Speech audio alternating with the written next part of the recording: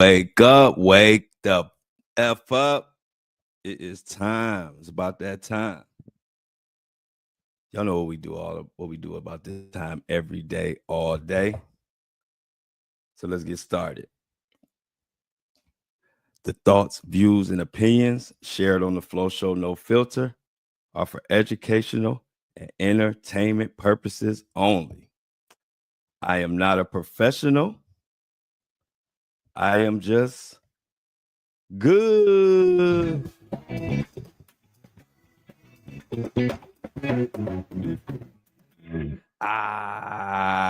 Here we go again for another episode of the Flow Show No Filter.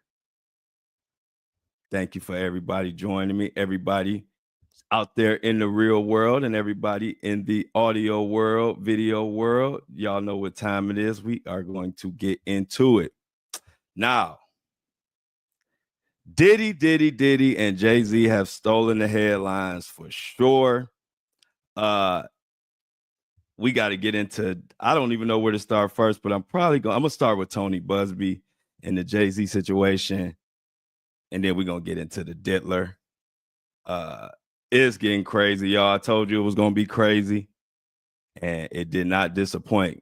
What's up, Shauna? Good morning, Breakfast Cool. Say what's up to our boy C Tuck. Or no, I'm sorry. Yeah, C Tuck. C Tuck is one of the newest members of the Breakfast crew. Say what's up to C Tuck. Everybody in the building. You know how we show love to our new members. But let me tell you something. Before we get into the Jay-Z, Diddy. First of all, Tony Busby has fired back again.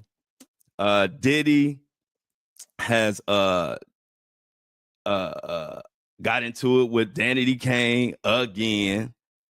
And also it's just a mess between them.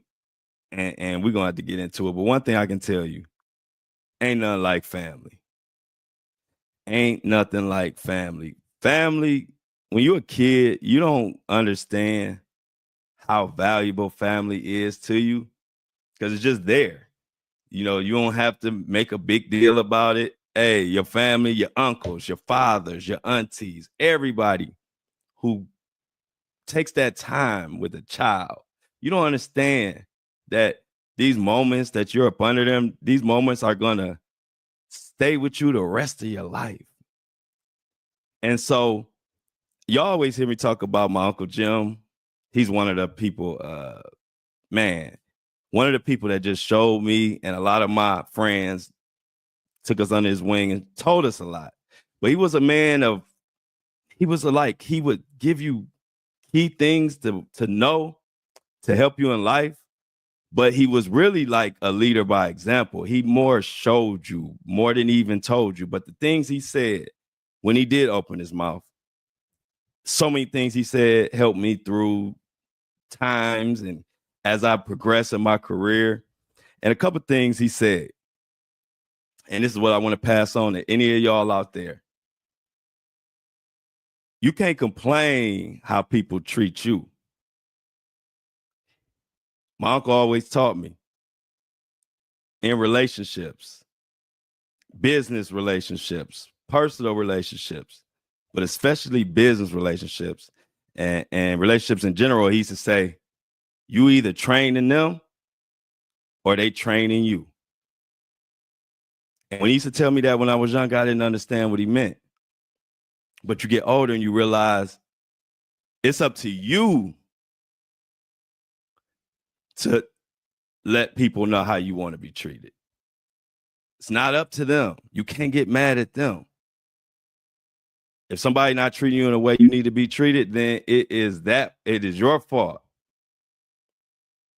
And he'd also tell me, not only do you make sure you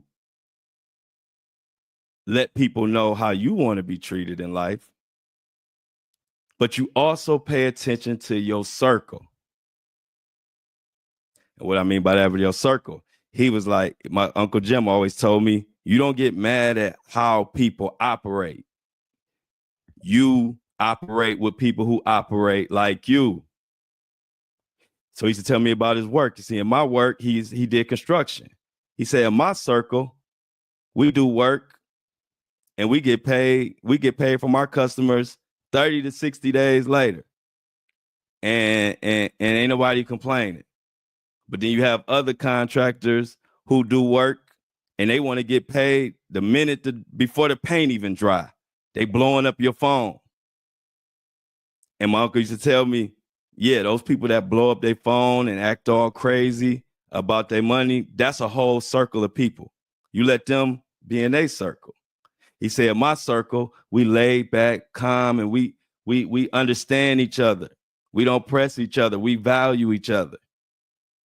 And so I stay in that circle. This is all stuff that he used to tell me when I was young. And I'm like, what is he talking about? You know, circle, training, you know, like life ain't that deep.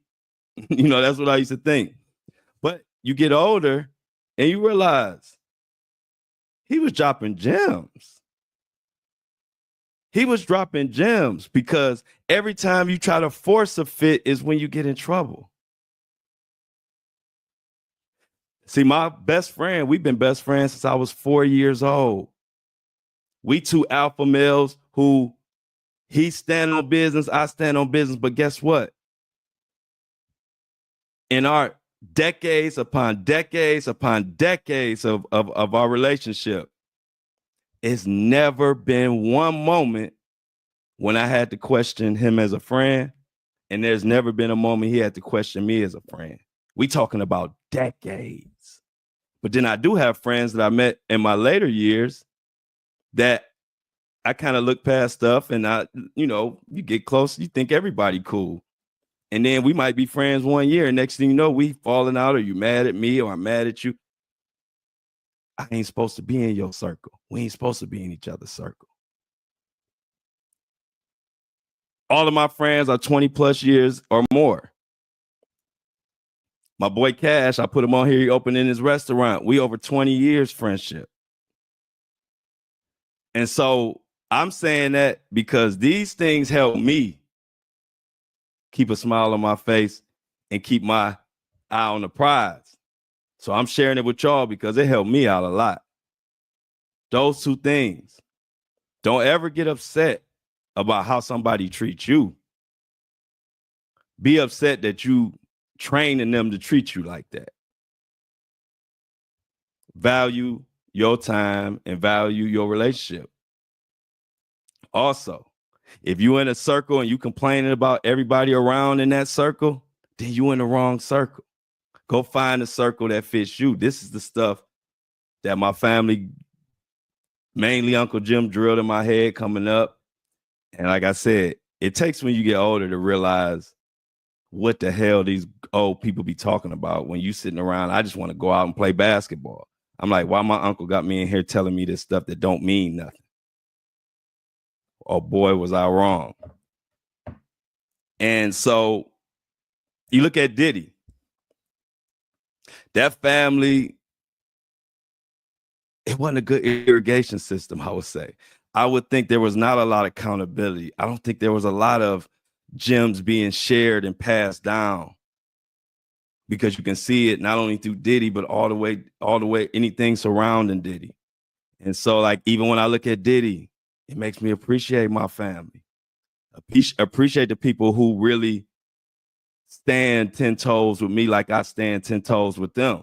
And the ones who don't, I don't think about them more than 3 seconds. I respect them and love them, but I know what the value of a circle is. I know what it means to water the grass of the people who water your grass. And I know how it feels to be let down. And I would never do that to anybody that support me. And when I say support me in the way that I want to be supported, not supported in the way you want to support. Because I support people in the way they want to be supported. I don't force my opinions or force what I think they should be doing on them. So with that being said, love and appreciate your family. Love and appreciate the people who stick by you. They mean more than you ever know. Outside noise or people trying to get you to do stuff that you don't want to do or you don't feel comfortable doing, man, don't spend 2 seconds thinking about it. Because that 2 seconds that you spend worried about what they saying, you can spend that 2 seconds on the people who really value you. Because it's a lot of those. And what we do is sometimes we get so caught up in the negativity, we spend more energy trying to disprove or trying to acquiesce to what somebody else wants us to do. When we can spend that time giving it to the people who really appreciate what you do and really value you. That's what it's all about. That's why when people don't know about me, I don't get upset, because I spend my energy where it needs to be spent at. I don't care. I don't really worry about where it's not valued at. And I want y'all to do the same thing. And so let's get into this situation with Tony Busby and Diddy, because like I told you, Tony Busby and Jay-Z, if Diddy and them grew up in my family, in my house, I don't think he'd be in jail. My family didn't play that. My family gonna drill right and wrong in your head from the time you a baby until you leave this earth. They still giving me game. You know, they don't, you're always a child to them. So let's get into this Jay-Z and Tony Busby situation. It's got uglier since yesterday. Major announcement, by the way, subscribers. I want to say this early so I don't forget. If you are a subscriber, you should have received an email about the website launching. We have a soft launch, which means it's only available for the subscribers right now. If you are a subscriber and you didn't get the email, please send me a message on my Instagram, DM me, or my Facebook. You could DM me. Or you also could put it in the fan mail, but you have to put your email and address in the message because we don't know who leaves those messages. So I really encourage you to just DM me on Instagram or Facebook if you haven't received the email, but it went out to all subscribers yesterday around 5 p.m., 5:30. So yes, tomorrow's my birthday. All the subscribers have the link to the pre-sale, and it officially goes live tomorrow on my birthday. Happy birthday, Flo. So yeah, I'm gonna just start with Tony Busby's response after he responded. Now let me give you a little context for those that don't know, but I'm sure if you're watching this show, you already know the whole story. Tony Busby and Jay-Z been going back and forth. I told y'all it was going to be a heavyweight fight from the very beginning, and it did not disappoint. Matter of fact, it's getting uglier than a fight. Shout out to my Facebook fan. Matter of fact, that's Darnell Brantley right there. That's my best friend of decades and decades and decades and decades. So if you see Darnell Brantley, that's a real one right there. Appreciate it, bro. Always got my back. Always had my back. Always had his. We got each other back so much it makes other people mad. And you think we care? Hell no. Because you're gonna be mad. Love my best friend. So this didn't disappoint. Tony Busby and sued Jay-Z. Jay-Z got wrapped up in that lawsuit with the underage, you know what? And so they been going at it. And for 1 minute, it looked like Jay-Z was cooked. Then the next minute, it looked like Tony Busby is cooked. Then the next minute, Jay-Z has been going back and forth. So then we get up to now. Jay-Z came out and said that Tony Busby's alleged victim took her story back on purpose. Took her story back on her own will, basically. Basically saying that she said that Tony Busby forced her into it. I mean, it got ugly, y'all. And then y'all remember 5 minutes later, I told you the article came back. Tony Busby fired back saying that, and the young lady fired back saying that she didn't take her story back. And as a matter of fact, she said Jay-Z, Rock Nation or whatever sent allegedly private investigators to her home and cornered her in Alabama. And just when I thought it was over for a second, I guess that wasn't enough. Tony Busby fired back again, and he says, and I quote, this is from his Instagram. If you're not following Tony Busby on Instagram, it's just his name on IG. This is what he said, and I'm gonna break it down. I'm gonna tell you some of the craziness behind this too. Jay-Z might have an issue, and I'm gonna tell you why after I read this. And I quote Tony Busby. I've ignored the salacious and false stories about me that are nothing more than an effort to deter me from doing my important work. I do think it's important at some point to comment when the truth has been turned upside down. I feel him on that. When the truth gets turned upside down, sometimes you got to pop out and show, like our boy Kendrick said.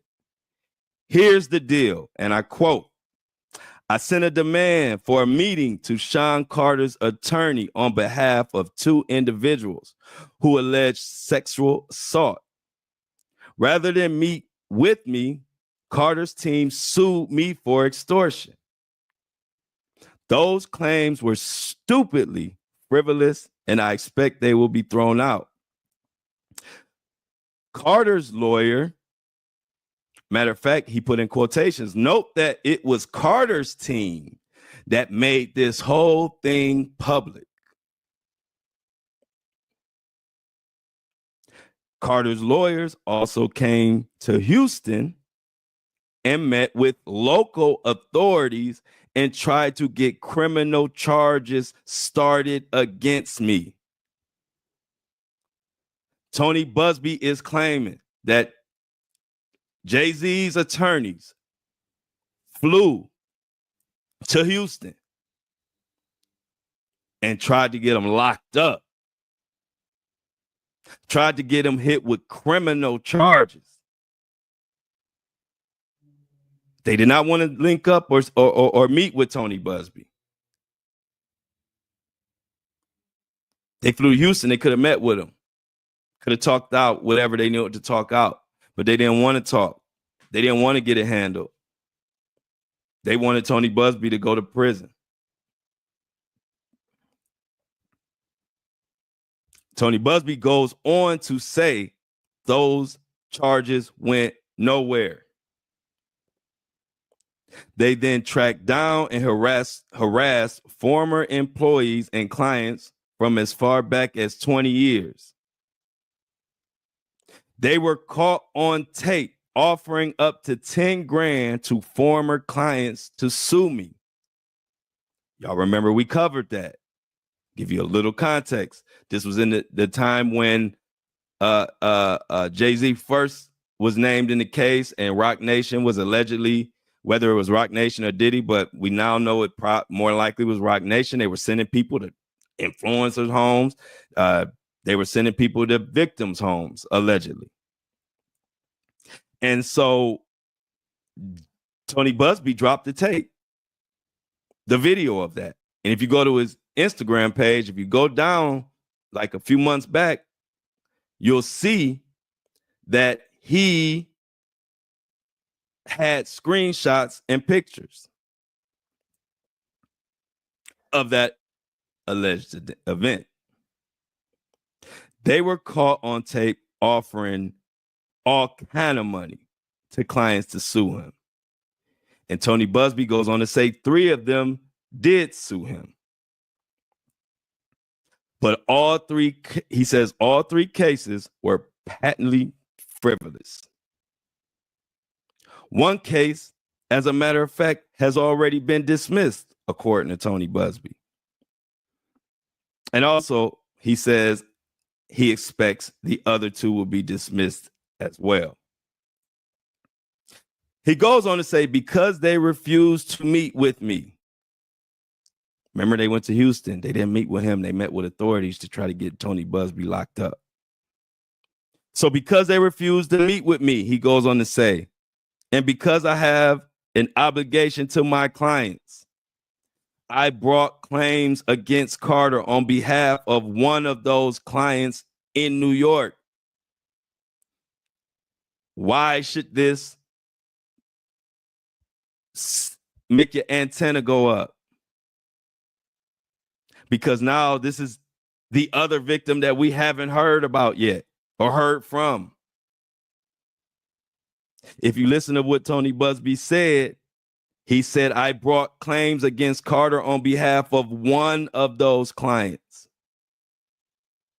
There's more than just that girl.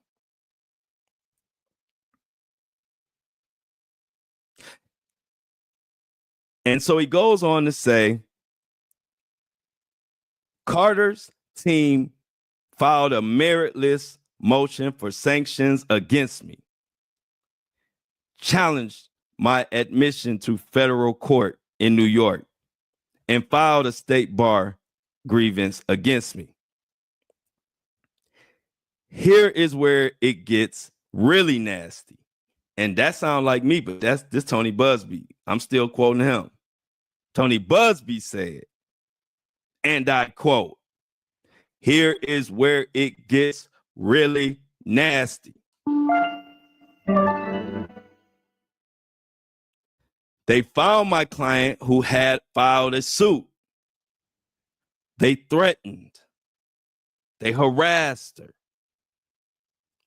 They harassed her family. They harassed her friends. She has health issues. She has seizures. She withdrew her case. They then sued her and me again for defamation. So pay attention to what Tony Busby is spelling out.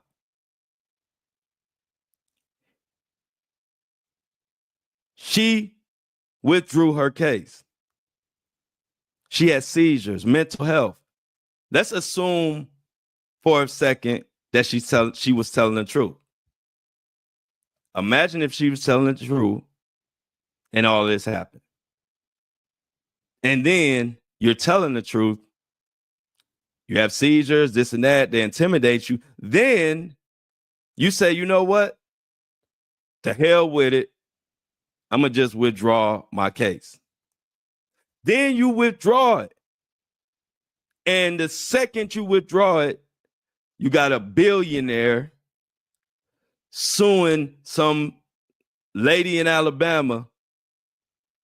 I'm assuming she's not a billionaire. You suing her for defamation. It ain't a good look. No matter, let's say she lying. I want to spell out both cases, both scenarios. Let's say she lying. And that Jay-Z, you did lose 20 million because of her lie. Let's deal with that real quick, because I like to meet people where they at. See, I could argue. It's easy for me to argue if she's telling the truth, how foul it is. But I like to meet people where they at. Let's say in Jay-Z's mind, she lying. So then let's deal with that. If she is lying to the public, she withdrew her case, Jay-Z. You almost worth $3 billion. I know you don't think we about to sit over here and cry because you lost 20 million. Because that's like me losing a quarter right now. I'm not going to go crazy for losing a quarter, 25 cents. It might not even be 25 cents to you because I ain't even took the time to break the math all the way down. But you get my point. And so she go ahead and withdrew it. You say you lost 20 million. Other people try to report 100 million. It's 20 million is in the file. This is what Jay-Z said out of his mouth. So she withdrew it, and then now your $3 billion ass is going to sue her for defamation, and you said out your mouth it cost you 20 million.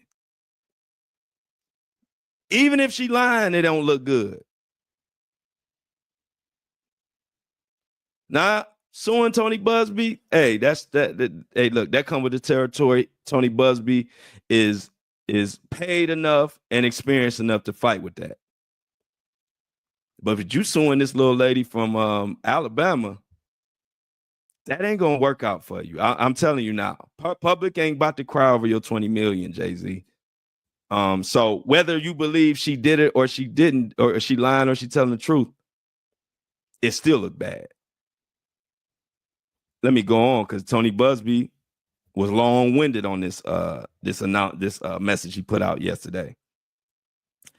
So after he went on talking about her health issues, the seizures, and she withdrew for her case, she goes on. Then right after she withdraws, she gets hit and sued for defamation.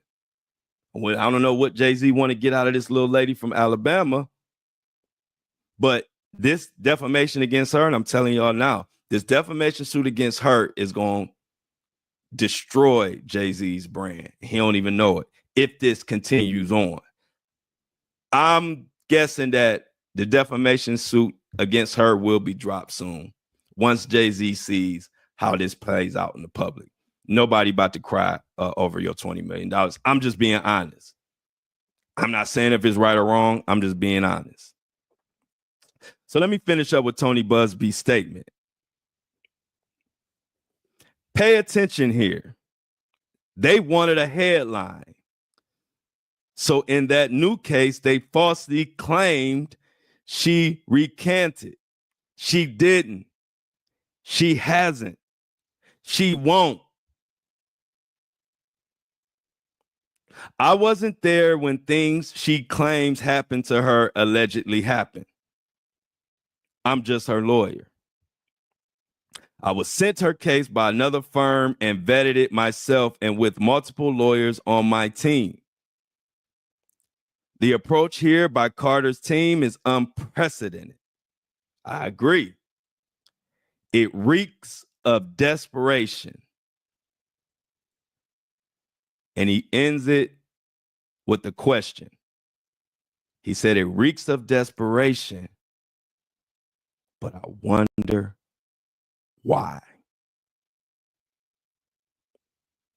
And as a footnote, he says, again, we won't be bullied or intimidated, period.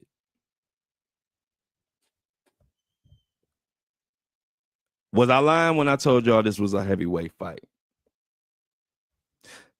Not at all. But even besides all of that, Jay-Z got another problem. And this was brought up by one of my fellow YouTubers. His name is Ticket. And I like his content. Very consistent. And he reminds me of myself where he calls it straight down the middle. It ain't about no pandering. It ain't about no, creating no narrative. See, when you call it straight down the middle, you don't have to paint narratives because my people come here for the truth and information. They don't come to me for no narrative because I ain't going to paint one. I don't want to. I want all of us to know what's going on. And I want to hear what y'all got to say about stuff. So I give you both sides, all the information I come across that means something. And so Ticket brought up a good point.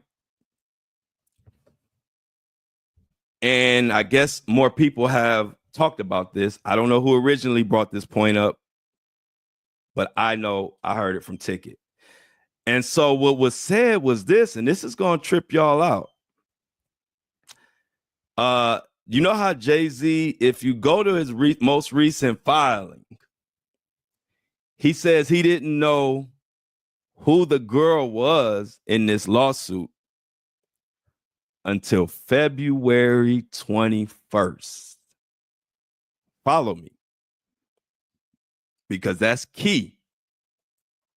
In the filing, Mr. Sean Carter says he didn't know who his accuser was until February 21st. But then, according to Ticket, if you go back to that original press conference that Jay-Z's lawyer did, when he went and he did a PowerPoint presentation and he said about how, the story didn't add up and this person wasn't there, this house doesn't exist. And This is when Jay-Z and his attorney were feeling themselves, and people were like, well, damn. And the people that were on Jay-Z's side were like, see, I told you. And so, but the funny thing about that and what's going around now is the fact that his lawyer was asked on that day in real time, did he know who the accuser was? His answer was basically he did. But in his words, he said, well, yes, the person has issues that I don't want to get into. I don't want to make the case about that. And I don't want to unmask her at this time.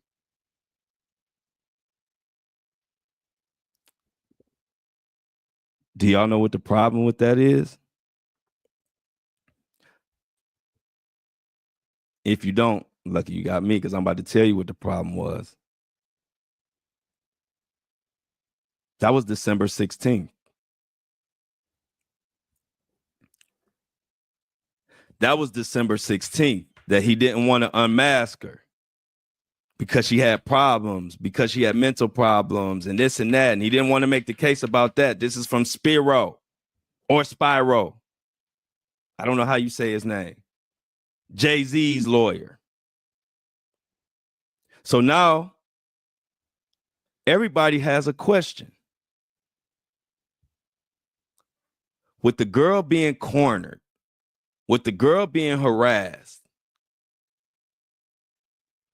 are we to believe that Jay-Z's lawyer knew who the girl was as of December 16th? But Jay-Z's lawyer that he's paying millions to, are we supposed to believe that Jay-Z's lawyer didn't tell Jay-Z who the hell the accuser was until February 21st?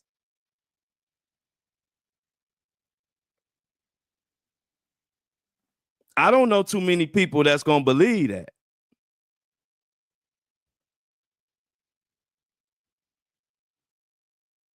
And it's a dangerous question because if in a filing, Jay-Z saying he didn't know who she was until February 21st, and then before February 21st, she's being harassed and cornered and this and that. But then your lawyer, and the reason why I caught them up, y'all, is because this was a question posed to the lawyer. This wasn't a part of the fancy smancy PowerPoint presentation. This wasn't in his notes. This was just a reporter who asked a question. And sometimes when you get questions that you didn't expect to be asked or it wasn't in your notes or your outline, sometimes you forget. And so we're going to see if that is a big slip up from Jay-Z and his attorneys. Because according to Tony Busby, there's other victims. You read between the lines, it wasn't that hard to read. He said it. He said, I had a couple of victims, few victims, or a couple victims. We know the one victim. We have yet to hear from the other victim. And I'm sure Tony Busby is looking into this situation as far as Jay-Z saying he didn't hear anything. He didn't know who she was to February 21st. But your lawyer is on record in real time saying he didn't want to unmask her in December. I know Jay-Z don't think we a bunch of dummies. So I'm definitely waiting to hear the response or see how that comes up. Because if Jay-Z did know before February 21st, but he lied in his filing, it's going to be problems. And you say, well, why would he lie? Well, it takes him out the mix as far as pressuring her and cornering her and all that if he didn't even know who she was until February 21st. But with your lawyer basically saying he knew who she was in December, common sense gonna tell me he told you, Jay-Z. So we'll see. But this Tony Busby, Jay-Z situation is totally going off the rails. And it's something that we definitely going to pay close attention to going forward. Now, that's Jay-Z.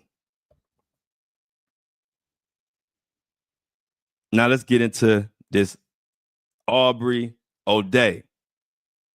Just like I think Jay-Z just made a misstep, I think Jay-Z was doing great with his attorney until he turned around and filed a defamation case or a defamation lawsuit on that young lady. I think that's a bad move, whether you think she told the truth or not, because first of all, you already suing Tony Busby for defamation. That should be enough to send a message. If you want to send a message, you sending it to the right one, the attorneys, and we'll see how that go.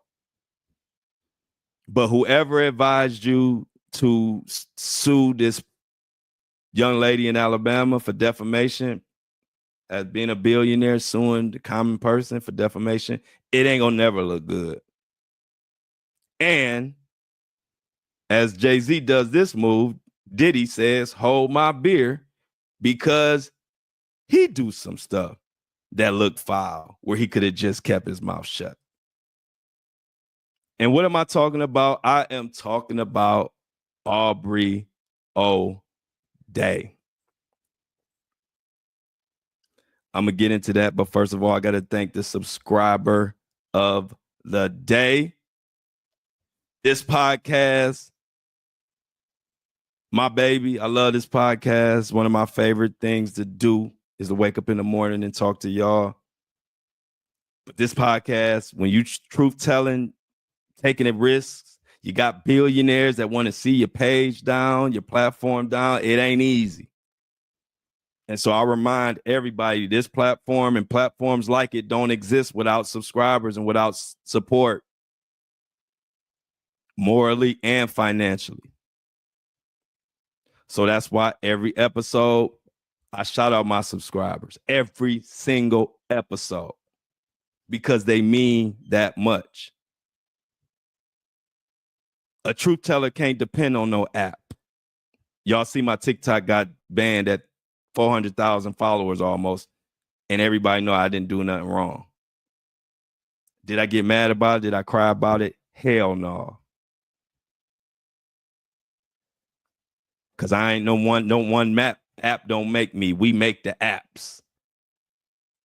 I done flipped my granddad saying. I told y'all yesterday, he used to say, don't make money. I mean, don't let money make you. You make money. So I say that not just me. We have to support financially whenever we can, or we won't have platforms like this. And so shout out to my guy, Dan. Dan did an $8 donation when we only asked for $3.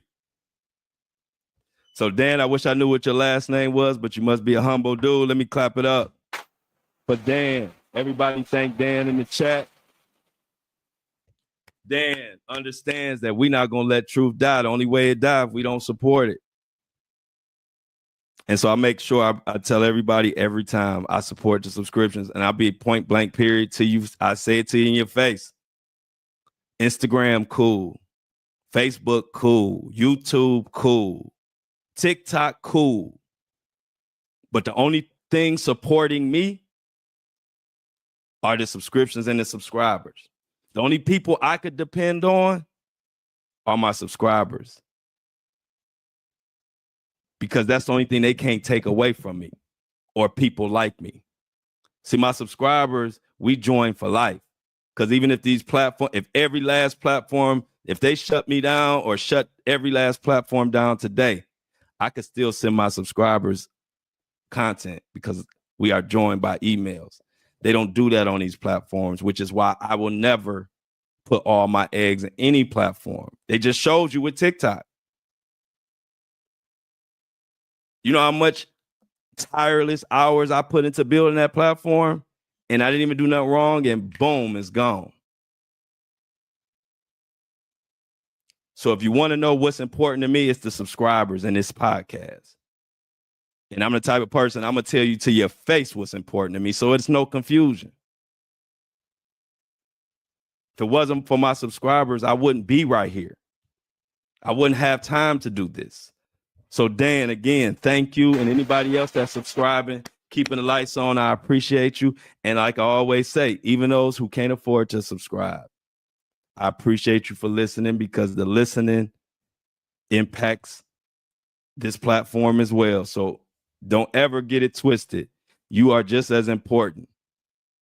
But when somebody goes out of their way and I only ask for $3 and they give $8 in a time like this, when eggs are $50, I got to give them a shout out. So we're going to go to this Aubrey O'Day, but clap it up one more time for Dan.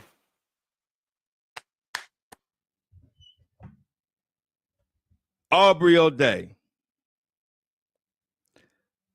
If you know Aubrey O'Day, she was in Danity Kane, and her and Diddy have been going back and forth since back in the early 2000s when Danity Kane first broke on the scene.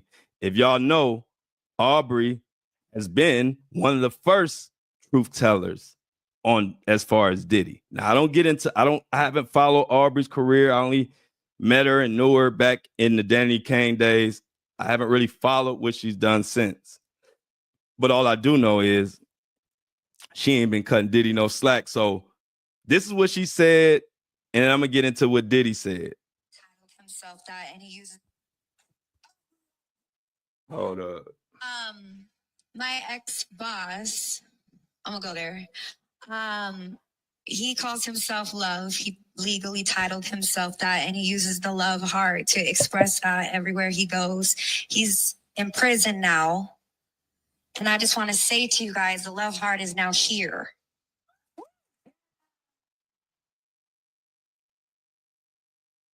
I'm so blown away by your voice. I always known you had a beautiful voice, but you really shined. And I hope you feel the healing at least beginning now, and know that we're being healed by that as well. Right. So thank you. And I honor you for being here. I honor you for having a voice and for helping, honestly. Thank you. I think also what's great about this, and since we go way back, and I think what's most important for all of us is that when you have that kind of a talent, that kind of a gift, just keep giving it. So she was talking about Diddy. That was Aubrey O'Day. She was on the show, The Mask. I don't even watch this show, but I see clips of it. It's called The Mask Singer. The other day, she was announced as she was the aunt. So nobody knew who it was singing, and she revealed herself. And she made that statement about her ex-boss changed his name to Love, and now he's in prison, and Love lives here, and all of that. Now, you can say whether you agree with what she did or disagree with you. That's not even what I'm here to talk about. I'm here to talk about Diddy's reaction to it and how stupid that was, because I don't know who, but I shouldn't say. I was about to say, I don't know who's giving Diddy this advice, but you know who's giving Diddy this advice. It's Diddy. Sean Combs came out because she made that statement through his lawyers talking about she needs to be appreciative of the platform he gave her. Said that she basically wouldn't be who she is today without the diddler. And she should be grateful to the diddler. I don't know what they think that statement was supposed to do. And it was more statement than that, but that was the gist of it.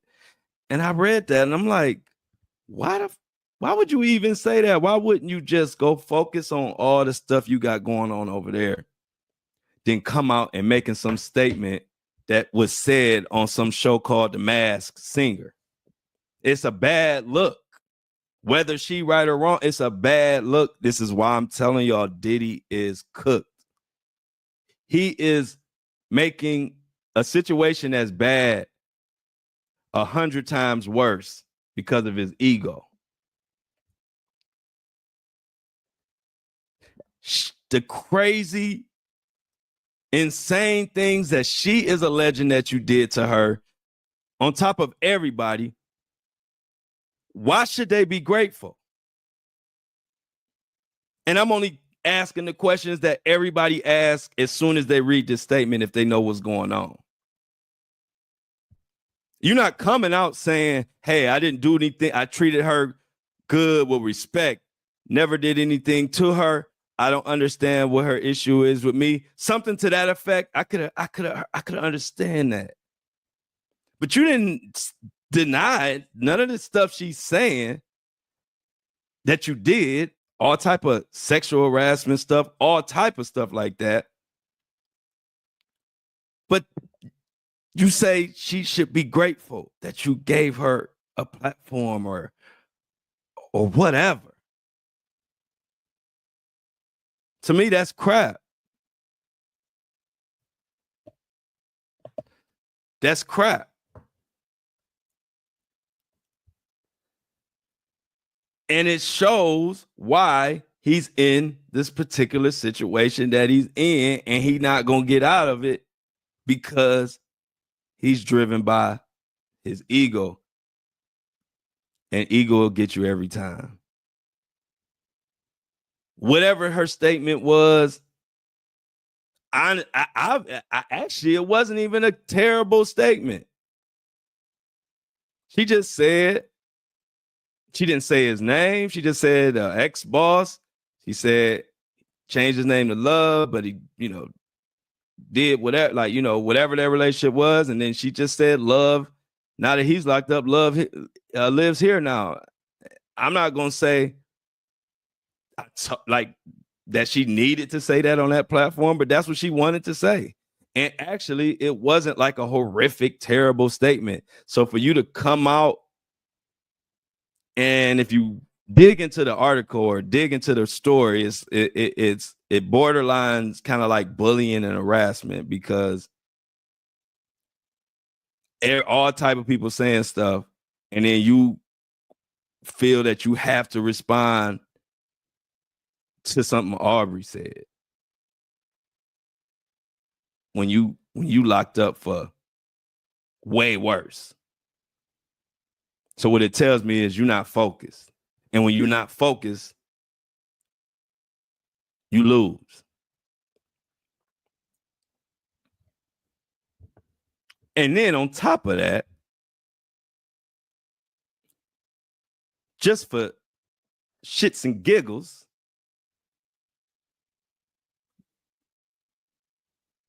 it came out that Diddy took PPP money with all the money he got. And the government forgave him. He didn't have to pay it back. And somebody else. Check this out. More celebrities who took out PPP loans during the pandemic. Diddy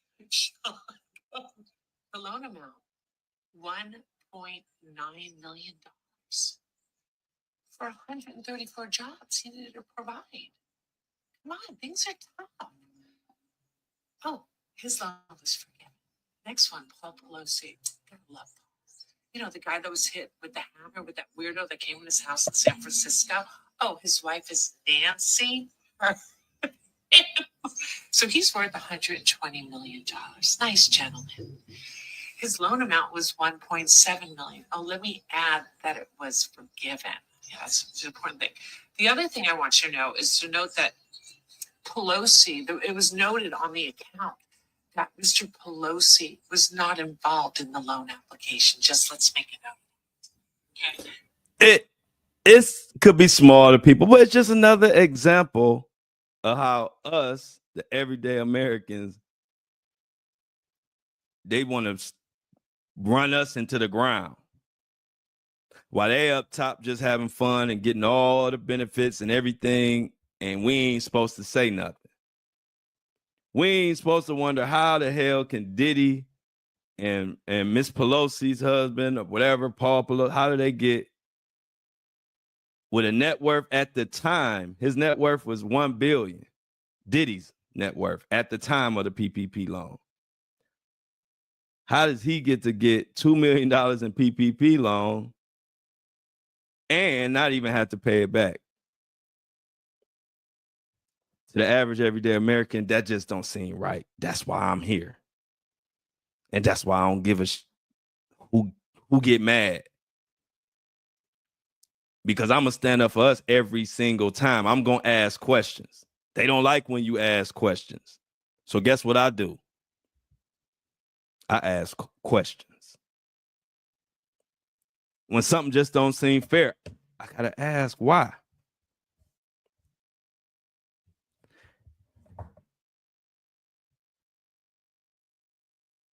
But when you look further,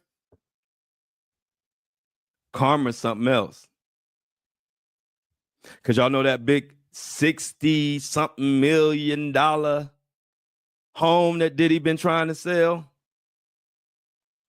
The one that they said he was overpricing and he was desperate for money and thinking he could get that cash because he needs the cash right now. And he thought it would sell and within a week of being on the market, because there was a time when anything that sold that was attached to the diddler that you couldn't keep it on the shelves. But those days are over with, because according to the New York Post, Sean Diddy Combs pulled his $61.5 million Beverly Hills mansion off the market while he sits in New York City jail. This article is by one of my favorite writers, Emily Davis. Shout out to Emily Davis for this article. It goes on to say the 3-time Grammy winner listed his Beverly Hills estate in September, roughly 6 months after the residence, along with the Miami home, was raided. Now, Diddy claims there was significant damage that happened to the property during the raids, blah, blah, blah, blah, blah. Home was reportedly paid $39 million for the home in 2014. 10 bedrooms, 13 bathrooms. Previous listing photos of the property show oversized windows, manicured lawns, 35-seat theater, but don't nobody want it. People tell them sell it for parts. We don't want to be nowhere where the freak off's been going on. Ain't nobody trying to pay for it. 1.3-acre property includes a 2-story guest house, recording studio, basketball court, and a spa. Yet the public still say hell no. The Helms home counts Kylie Jenner is a neighbor. Sean Parker is a neighbor. Sean Parker is a tech mogul, if y'all don't know.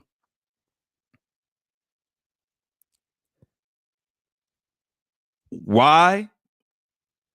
Why has it been nobody wanted to touch it? They say perhaps buyers were wary of the home due to the allegations of the freak-offs hosted by Diddy's properties. March 2024 raids uncovered rugs.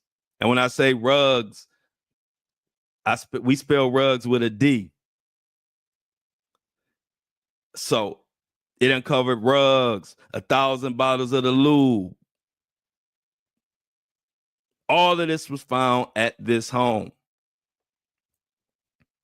So because of this,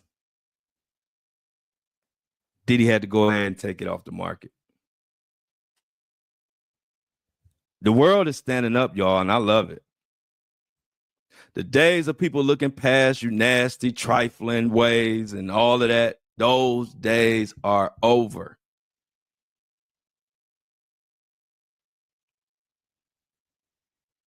There was a time when that house would have sold for $100 million just because it was Diddy's.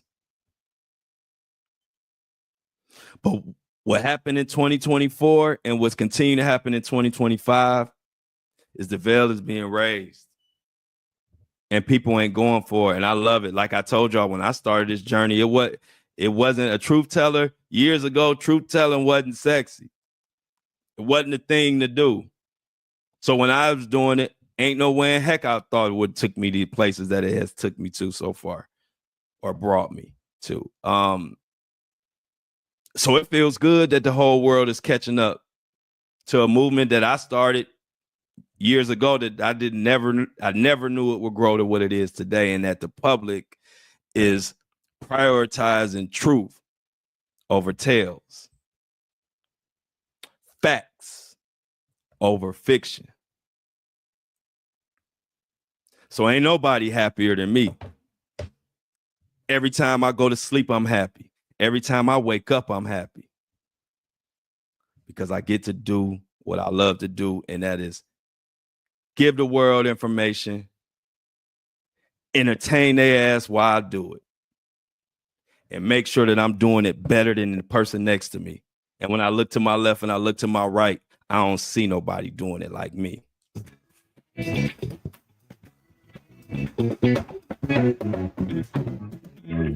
Coming up tomorrow, I'm gonna dive some more into Jay-Z and the Busby situation, Diddy, and I'm gonna try to break the situation with the Danny Kane girls down. But y'all know the drill. As always, I love y'all, and I'm out. My birthday, y'all.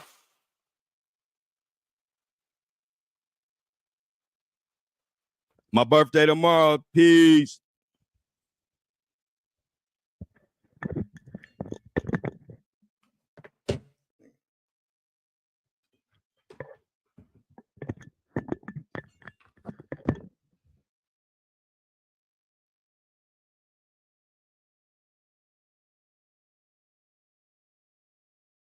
Give me a second. Another one in the books.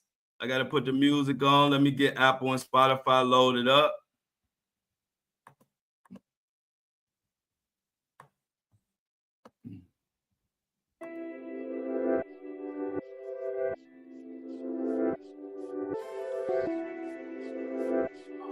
What's up with this?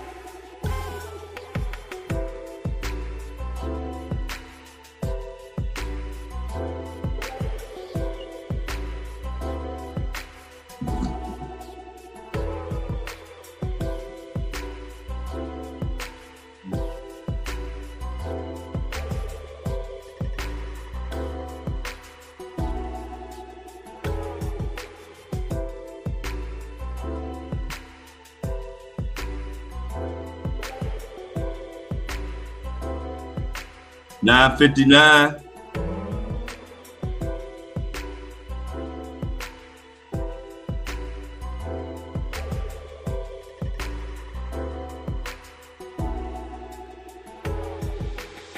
All right, $9.59.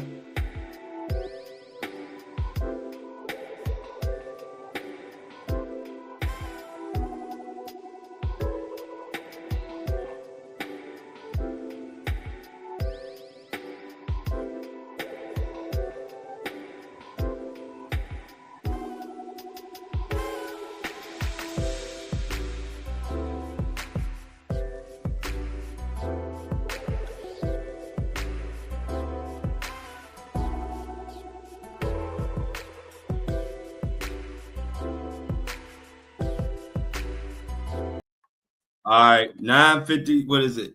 950. I mean, 855. Send me the reminder at 855. Appreciate it. Yeah, 859. Thank you. I'm gonna put it up on there. What is up, y'all? This I ain't never seen nothing like this Tony Busby Jay-Z situation.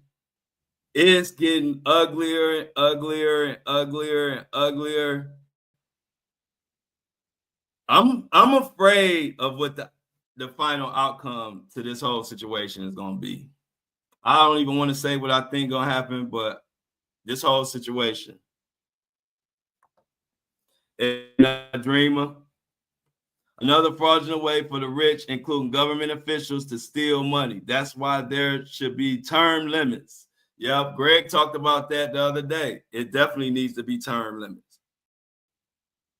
Definitely should be term limits. Nobody has no reason to do their best when you have an unlimited term.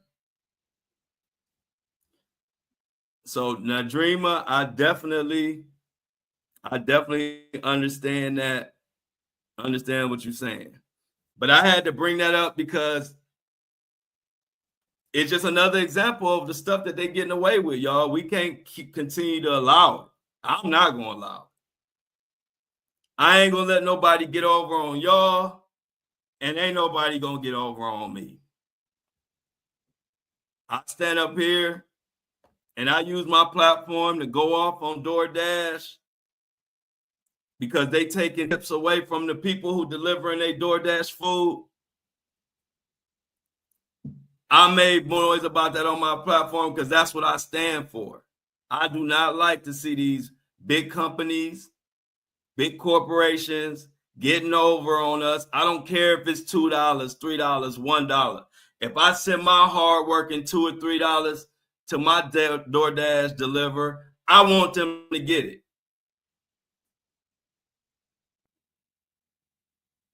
Ain't nothing for free out here. So if I'm gonna stand 10 toes for the people on getting theirs, for sure gonna know I'm gonna stand on 10 toes for me to get mine. That's the way I was raised. My family always told me, you don't get what you earned, you get what you demand. I'm gonna say that again. You don't get what you earn in this life. You get what you demand.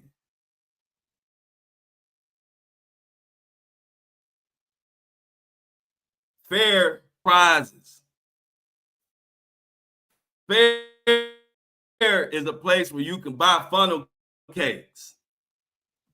Fair is a place where you can stand on a scale, and if they don't guess your age or guess your weight, you get a prize. Fair don't live where you make a living. Fair ain't the real life. Life ain't fair. They used to tell me, you want fair, go to the carnival.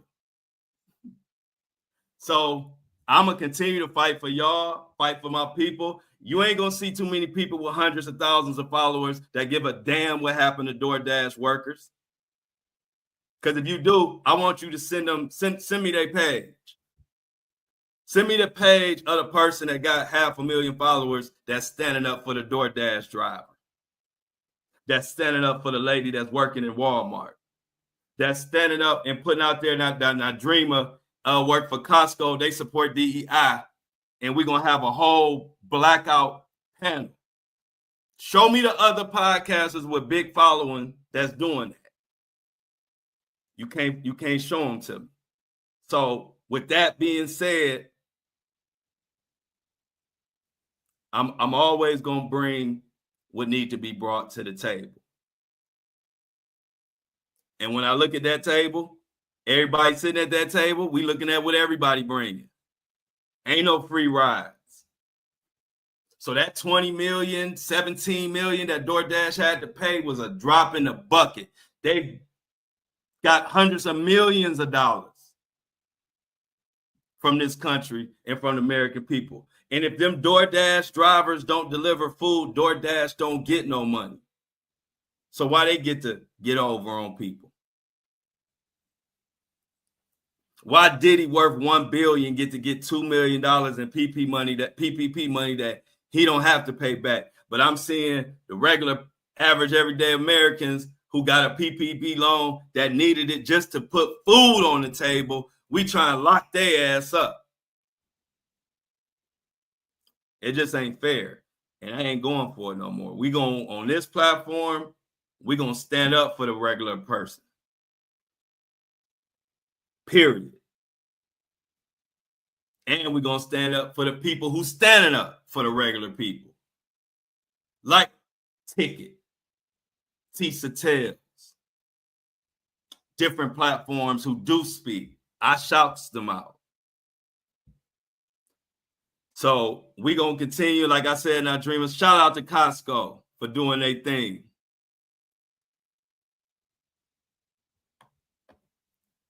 But we're gonna have to continue to fight. It ain't over with, y'all. They gonna try. This is human nature, is to try to squeeze you for as much as they can squeeze you for. It ain't just big corporations. People do it. We do it. I do it. But your job is to do what you want to do. I had somebody said, and it was somebody I didn't want to call them out because I did want to do this on the podcast, but it was kind of hard to read their response and then address it without it seeming like I was calling them out, because that's not my aim. I like to talk about stuff. I just like to, if somebody asks a question, I just like to answer it. And so I had put a 26 minute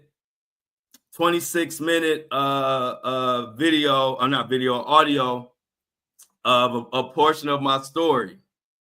It was 26 minutes worth. That 26-minute story covered a 6-month period, not even 6 months, maybe like a 4 to 6 month period in my life.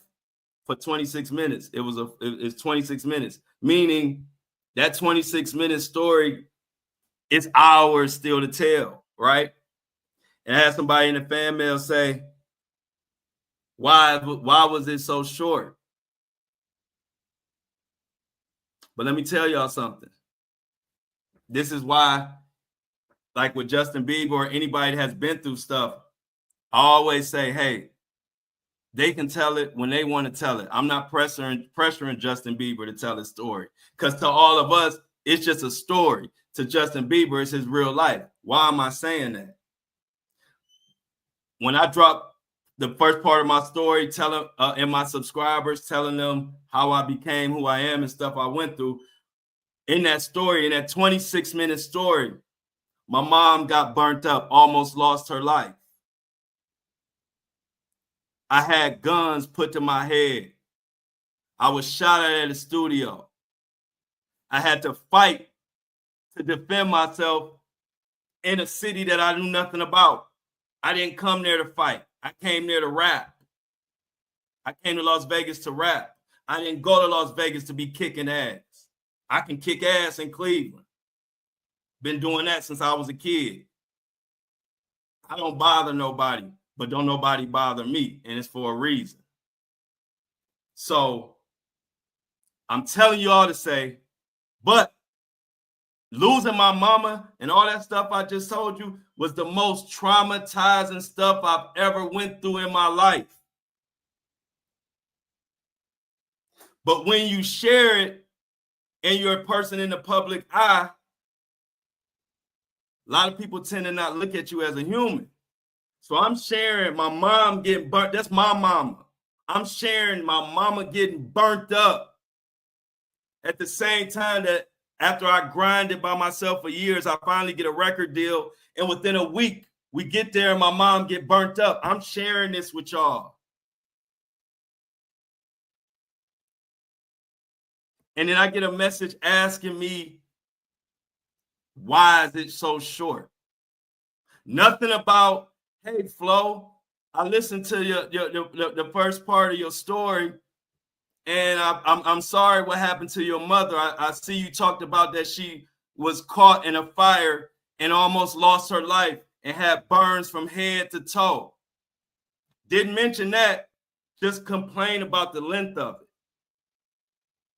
So what I'm telling y'all is, when people want to share their story, when you're in our position, my position, you share what you want to share, because you have to be mentally prepared for what comes back. So while I'm sharing my most traumatic stuff I ever went through in my life,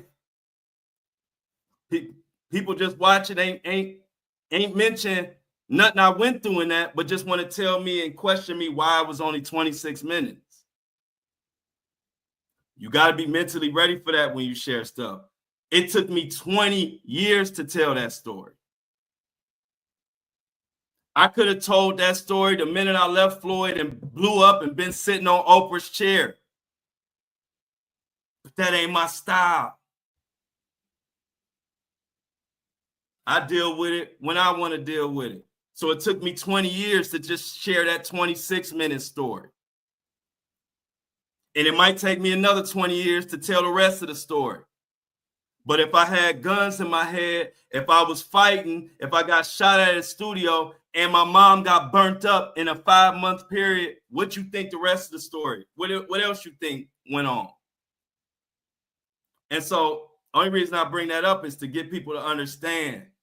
Quit pressing people about telling their traumatic stories. If you hear me on this, every time I bring up Justin Bieber, I want to know what happened just like everybody else, but I'm not pressing him to tell it, because to us, it's a story. To him, it's his real life. See, when I upload my story and stuff I went through with Floyd Mayweather in Vegas, when I upload it, people just reading it for entertainment, or people just listening to it for entertainment, and I get it. But I will never let nobody forget the fact that I am a human. That's the difference between me and a lot of celebrities or a lot of people with big platforms. They're not honest with their followers. I'm honest with y'all every step of the way. So y'all never going to forget that I'm a human, because I'm going to let y'all know. And I'm going to let y'all know why. Why is it only 26 minutes? Because I have to be mentally ready for comments like that.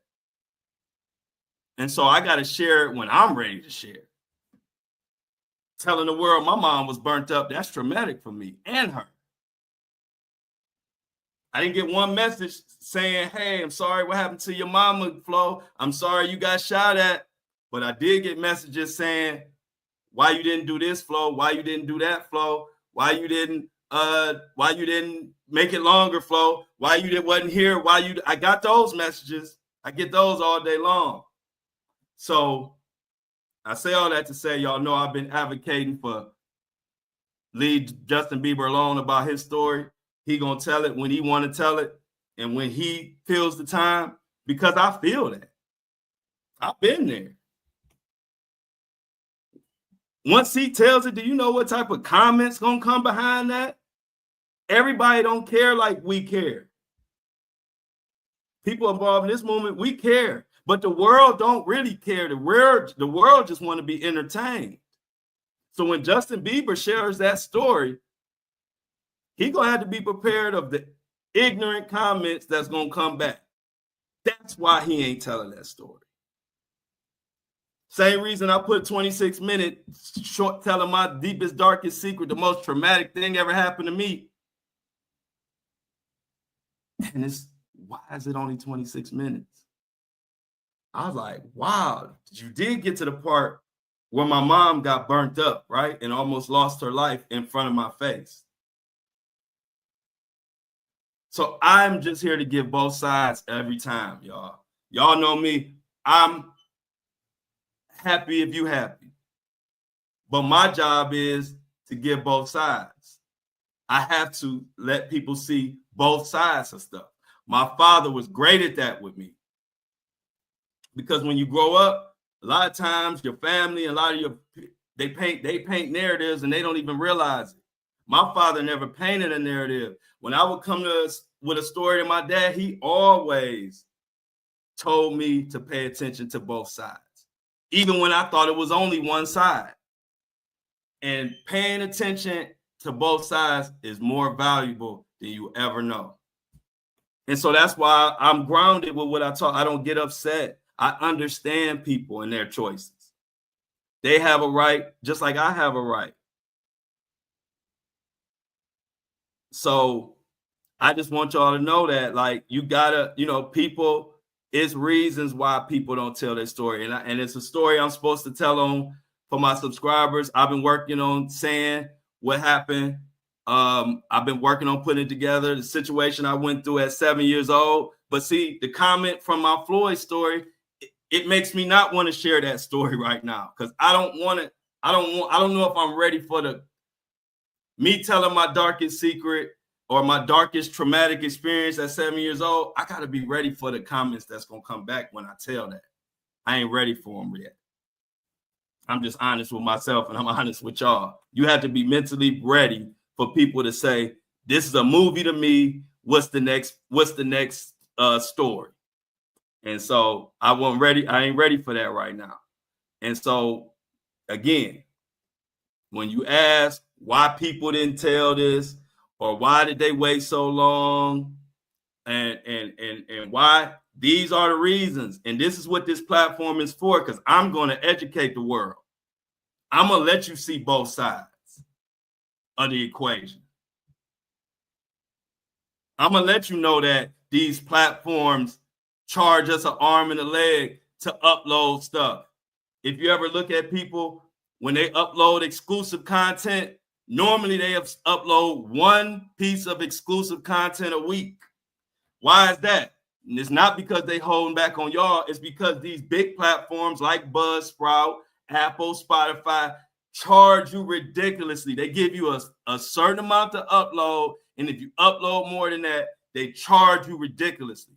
But somebody like me, I don't care. I still upload 4, 5 times a week, 3 times, whatever, 2 hours at a time. I don't care, because I give all what I can to my people. So when people want more content, now that you know, go complain to Apple and Spotify and Buzzsprout, these millionaires and billionaires. Go ask them why they charge little people like me and other podcasters podcasters, why they charge so much to upload a content when they making hand over fist anyway. Go ask them that now. Because it don't have nothing to do with us. And I ain't just speaking for me. I'm talking about, this is everybody. Just go pay attention. When you see like exclusive content and this and that, especially on platforms like Apple, Spotify, Buzzsprout, it's not that they're not uploading a lot because they don't want to. It's because they charge crazy. But guess what? I'm the only honest one that's going to tell y'all that. Most people hide it. So what happens? All the heat come on the person who just struggling to make ends meet, while the millionaires, Apple, Spotify, Buzzsprout, all of these, they get to hide their hand. I ain't letting it happen. Y'all ask me, I'm going to tell y'all the truth. So now that I tell you the truth, go not email them. Ask them why. Oh, yeah. So no filter go both ways. The no filter is, I'm going to tell you every aspect of what goes on so you can know why. Because a lot of time, it's not y'all fault. If you don't know what's going on behind the scenes, how y'all going to know? If y'all don't know that they charge crazy when we want to upload more content for our supporters, which they shouldn't charge us crazy money to do it, we got to take the heat for that when it's their fault. But I think that's what I do different than a lot of people. I'm just honest with my listeners every step of the way. Because when you being genuine and you working hard, you don't got no reason to lie. I wish I could upload all day, every day. But they don't want that. And if you do, they want to tax you and make it where you can't even afford it. So that's why. But yeah, like I said, y'all, I'm just a straightforward, honest, genuine person. It ain't about like being mad or upset, because at the end of the day, everybody has a right to do what they want with their time. They have the right to do what they want with their phone, their money, and everything. And I respect that. I respect that to the utmost. You work hard, You get to do what you want with your time and your money. And so do I. So I'm always understanding to the other side. But my father raised me like that. Even when I didn't want to look at the other side, he was always, sometimes I thought he would go against what I was saying just to do it on purpose. But now I really think he was, because he was teaching me how to open my mind and not just think like everybody. Take it, break down both sides, and then figure out how you feel about it. Don't just take one side and just run with it, because you'll be like a sheep. You be running. He used to tell, my uncle used to tell me, that's why sheep be running so far, the next sheep's behind it. They don't even know what's in front of them. And so I just preach that to anybody that'll listen, man. Always pay attention to both sides of the coin. Because when you only looking at your side, you're going to miss a lot. You're going to miss a lot. And you're going to miss a lot of the whys, a lot of another person's why. Why do they do this? Why do they do that? So a lot of times you won't know the answer. So you just got to assume, you know what? Let me try to look from their side. That's why even when I look at my supporters, when they ask questions, if you ever notice, what do I say? I appreciate that you want more content. I'm not ever mad about anybody wanting more content. Like, because it could be worse. You could not want more content. So I'm always appreciative, but I'm gonna give you the honest truth. I ain't gonna make up nothing. I'm gonna give you the honest truth of why. Why, like I just explained, why was it 26 minutes? Because as far as the most traumatic shit that ever happened in my life, that's the most I could share with you at this time. That's why. Also, they limit the amount that we can upload because they want to make sure their pockets is staying lined. So there's your answer.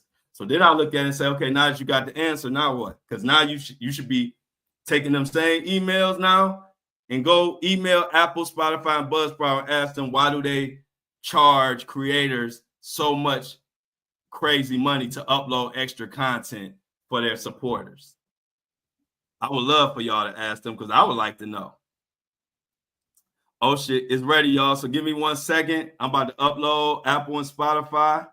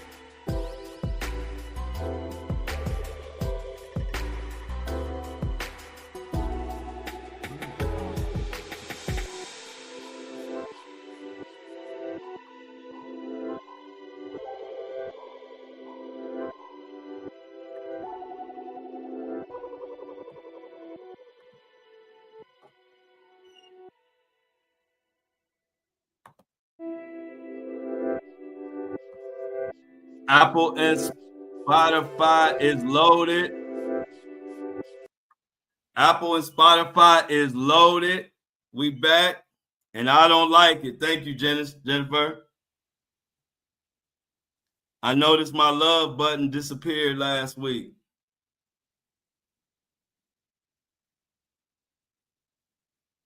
Thank you. Exactly, y'all. Hey, look, one thing about me, see, my people who've been day one, they understand and they know how hard I fight for my people. That's why I don't really get caught up in what people say. I just talk to y'all to help us all learn lessons from each other. Because at the end of the day, I was raised in a family where, you know, you value and you do you. I don't get worried about another person's opinion. I don't get worried about another person's opinion or none of that.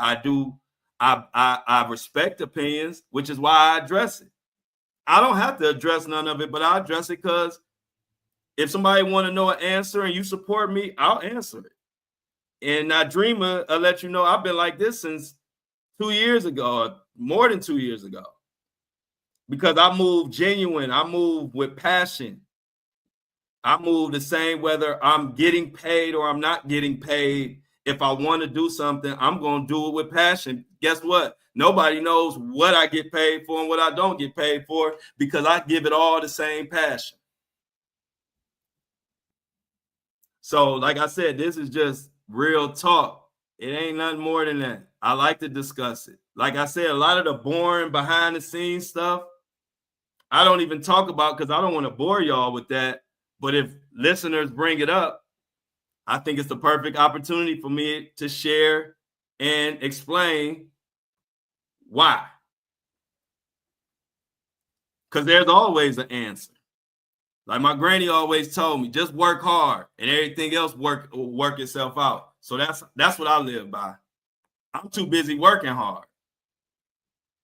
Because after I say this, the minute this live is over, I'm back to work. And I'm working and I'm working and I'm working and I'm working. And then I eat, then I'm working, then I go to sleep. Then I wake up again at 4 a.m. to prepare for my show that I drop at 7:30 a.m. sharp every day. So by the time 4 o'clock come, I've been up 12 hours. And I love it. And I'm going to do it every day. But when you work hard, you don't even have energy to worry about what people are saying. It's just good conversation and good content. I like talking about it. It's therapeutic to talk about stuff and to tell people where you honestly come from. Because it's good for people to hear that. Sometimes now that person who maybe emailed me about why it was 26 minutes, maybe they might now think differently when somebody telling you the most traumatic shit that happened to them in their life. You might want to use the sandwich method. You might want to come in and say, hey, I saw what happened to your mom story. I'm really into it. I'm sorry that happened to your mom. That's the first part of the bread. Family taught me well, y'all. That's the first part of the bread. But then you get to the meat. Now you want to do your complaining. Fine. You say, hey, I wish you would told more. Why wouldn't you tell more? And then you end it. But as always, I appreciate you sharing something so dramatic to yourself. Boom. That's the message. That's how my family taught me to handle stuff. The sandwich method. Give a little compliment, then do your complaining, and then end it with a compliment. If you ever notice, I always do that. I always thank my supporters before I give you some of my real truth. And then after I give you the real truth, afterwards, I'll let you know how much I appreciate you. Ain't no anger there. That's just truth. Truth don't get mad. Truth is, matter of fact, when you just speak the truth, you happy. After you get the truth out, you happy. Because people who care about you know where you coming from. And the people I care about, I know where they coming from. To me, that's ain't nothing better than that. I don't get caught up in the emotions of things and who doing this, who doing that. I just believe that everybody's grown and everybody does what they can do or what they want to do. And that's the beautiful thing about this country and this life we have. We do have freedom to do what we want to do. I appreciate that. But it goes both ways. And so I give the appreciation and I like to receive the appreciation. Thank you, September, and thanking God for a young man like you. Use him, Jesus. Thank you, sir.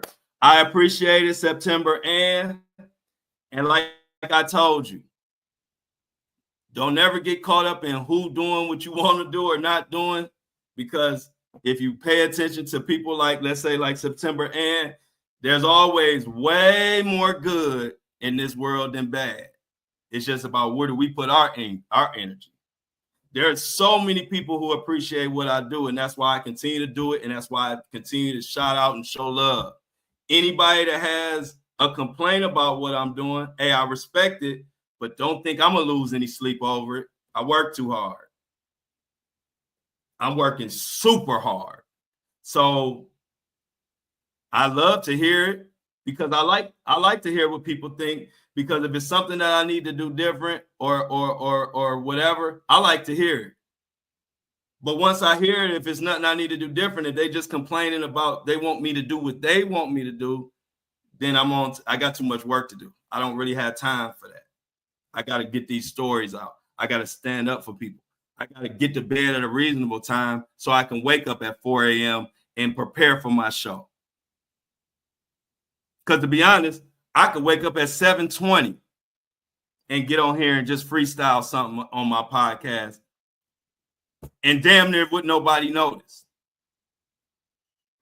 But I value my listeners too much. I value my podcast too much. I ain't going to feel good if I ain't getting up and prepping. If I ain't getting up, I might go over 2 or 3 articles in my podcast. Do you know I got to read about 30 articles? Minimum 20 articles I got to read through before I even decide which articles I'm even going to talk about or discuss. So what y'all see in an hour is 3-4 hours that went into prepping before I even turned the microphone on. So the key is just work hard. I tell my son that. Work hard and you won't even have the energy to worry about negativity. Only energy I got is the rest after I'm done. After that, I'm good. Oh, Patricia, I'm gonna have to send me Patricia, if you can. I don't know if you on my Instagram or if you on my TikTok, but if you can, send me a message with your email and I'll make sure that I got your subscription. Oh, and like I said, all subscribers,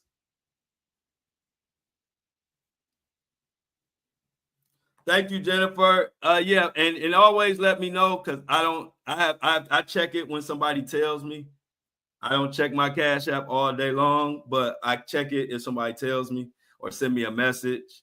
Thank you, Jennifer. I will definitely check it and confirm it. But I know you know what you're doing, so I'm pretty sure it's there. My phone is half dead. Let my phone charge. But I appreciate it, Jennifer, and I appreciate anybody for anything they do. Y'all are a big part of what I do.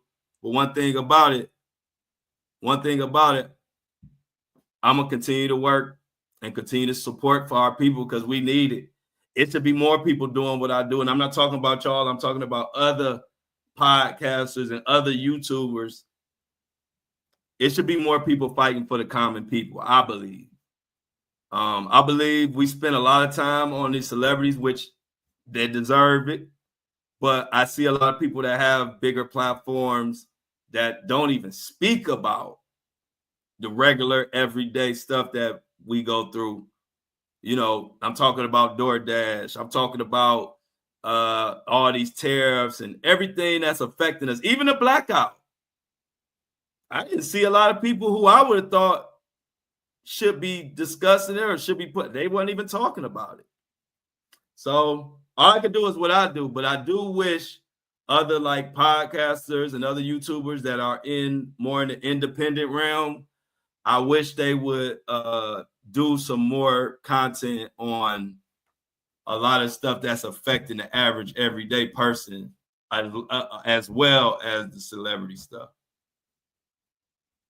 All right, Jennifer. Jennifer says, thank you for giving me a happy early birthday. Just so people don't get confused, my birthday is actually tomorrow, but I appreciate all the early wishes. We don't know if you might not be able to jump on with us tomorrow, so I appreciate my happy birthday now. And also thank you for the love, the lunch chat, Jennifer. I greatly appreciate it. And be safe. Be safe in the DMV. Oh, you changing your name? This must be, I don't want to be all in your business, Jennifer, but If you want to let us know what the name change is about one day, let us know. I want to change my name to Flo. Can I do that? Would the license bureau let me change my name to Flo? Flo White. Flo White.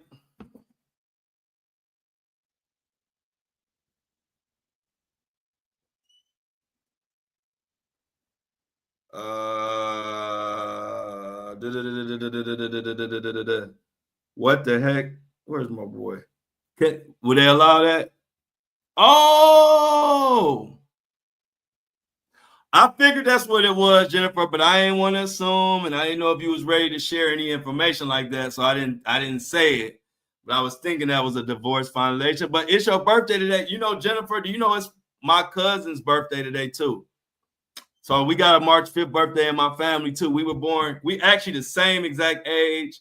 He was born March 5th, and I was born the very next day. We got the same nickname and everything. It's crazy. But so March 5th is a special birthday to me. That's my cousin Chris. And now it's my family Jennifer birthday. So we tearing March up. Shout out to all the March birthdays.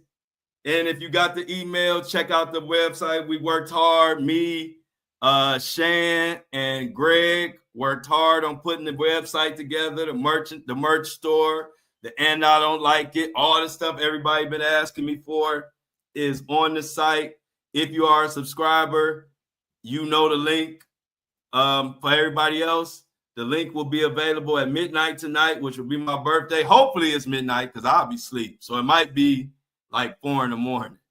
But I'll try to be up or wake up at midnight and let everybody know that the site is live and we going. We getting it going. So check it out. Shan worked hard. Everybody, let Shan know y'all appreciate her because I appreciate her. Shan helped with the designs and getting the models with the designs and all of that, and helped me with a lot of figuring out what items that our people would want. You know, Shan, I told y'all from the beginning, Shan is a professional shopper. So I said, Shan, what type of items do we need? And Shan came up with the items. Greg did all the back office stuff. Greg figured out how to load the items, how to put the prices on there, how to do all type of stuff that I just didn't have time and don't have. That's not my thing. I hate doing tedious stuff like that. And that's why Greg is my best partner in crime ever, because Greg is good at that tedious stuff and he gets it done. Shout out to Greg. So we worked yesterday. It probably took us about 4 hours from the time we started to the time that the website was ready for our subscribers and the merch was ready. Probably took us about 4 hours. And that was within like an hour break in between because Greg had phone calls. Shan was at the doctor. It'd be a lot of work that go in. And I don't want to like, you know, and the work is our problem. It ain't for y'all to hear about all the work we doing. But I do like to let y'all know because they deserve credit. It's not even for me. I want Shan to get her credit. I want Greg to get his credit because they help a lot. And I ain't gonna never overwork them. So I told them, let's focus on getting this website up. It was supposed to be done by Monday. It wasn't done yet. No harm, no foul. But yesterday, it was gonna be done because I had to announce it today. So my subscribers could have a whole day of special pricing on the hoodies and tees until everybody else. So shout out to you, Stan, and shout out to Greg, because we couldn't even figure out how to upload. We couldn't even figure out how to upload items. Oh, thank you. Oh, you didn't get the link. You know what? I'm gonna tell Shan. Okay, good. Send it in. Okay, thank you, Lauren. See how Lauren, y'all are the best. I tell y'all that. That's why I'm so honest with y'all. I tell people all the time. Somebody who honest with you, they love you. People lying to you, they don't love you. I love y'all because y'all do hold me down. Lauren, Jennifer, Amy, Meanie Me, Shauna, Felix, we them boys. If I missed your name, it ain't on purpose. But just like on Lauren, send it in. I was about to say somebody need to put it in the group me, and Lauren already put it in the group me. So Michelle, but I'm glad you said that, Michelle, because you should have got it. If you're a subscriber, you should have got it. So I got to check behind that. I might have to send out another email. If it's anybody else that didn't get the email that's a subscriber, please let me know in the chat, because I'm gonna have Greg send out another email blast to make sure everybody got it. Every single last subscriber should have got that email last night, and it came from the Flow Show No Filter email. So maybe check your spam too. All right, thanks, Jennifer. I'm gonna check behind that. Michelle, if you could do me a favor, and Jennifer, if you can send me y'all emails to my DM. All right, yeah. So you should have got it, Michelle. So Michelle, even though you're gonna get the link in the group me, please send me the your email, Michelle. DM it to my Instagram. Same thing for you, Jennifer. If you can DM it to me on Instagram or Facebook, I don't know which one you follow me on, but I want to check behind y'all emails, and then I want to see why. See, a lot of people didn't get it. So anybody that didn't get it, please send me an email. This don't make no sense, but this is why it's good. You got a live show where you could talk to your people in person and get to the bottom of it. So I would definitely, like I said, I put it in the group me, and help me out, y'all. If there's any subscribers that y'all know that aren't in the group me, send them the email. Okay, thanks, Michelle. I appreciate it. And Jennifer, please do the same thing so I can check behind and see why y'all didn't get the email. And I want to make sure that y'all emails was in the email blast. And so I need to know what y'all emails is so I could check behind it. I appreciate y'all letting me know, because that now I can check behind and see if there are more people who didn't receive it. All right, message me in Facebook Messenger. All right, Jennifer, let me check that right now.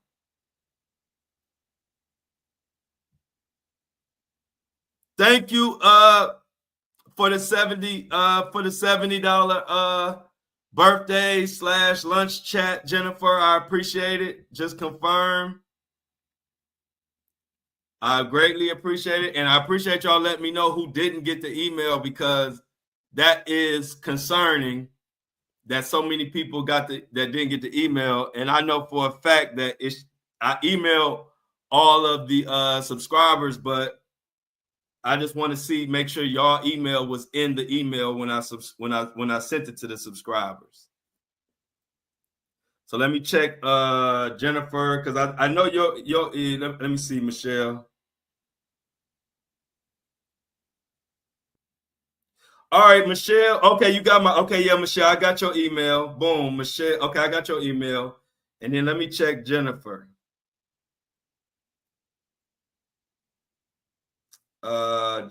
Jennifer.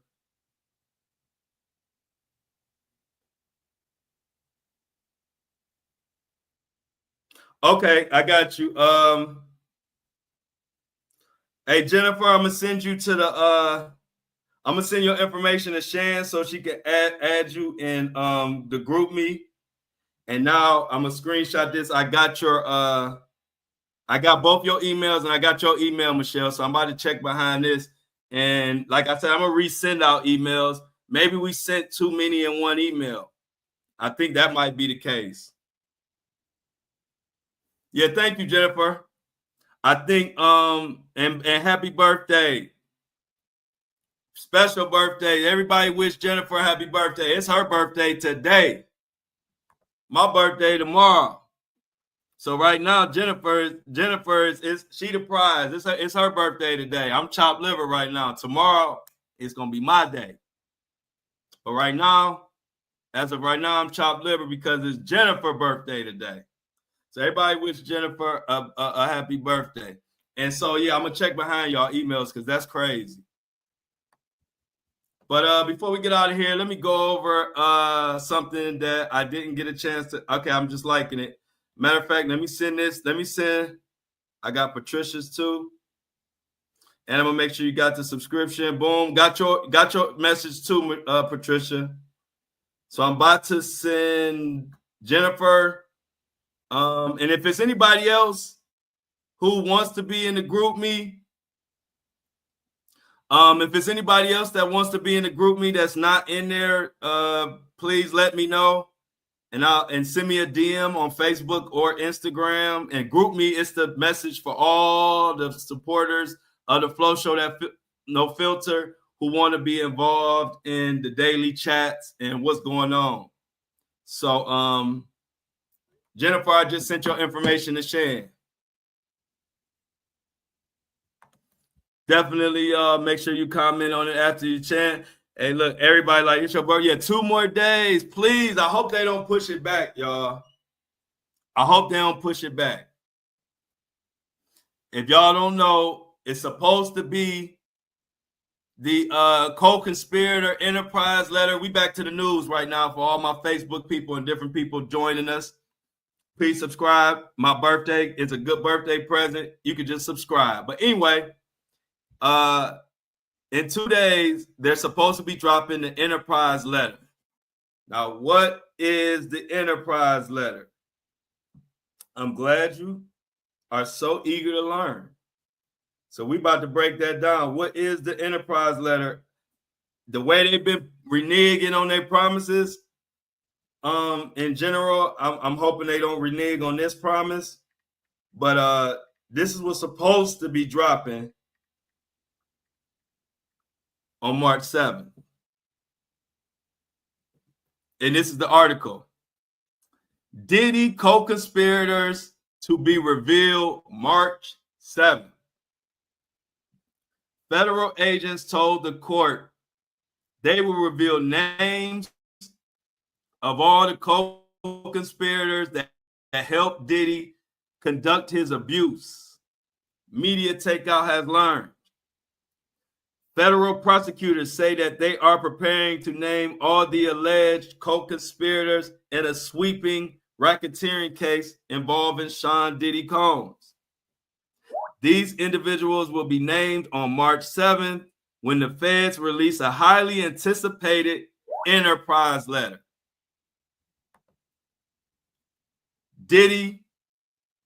Federal authorities accused Diddy of leading a broader criminal organization that engaged in activities including kidnapping, intimidation, and sexual exploitation.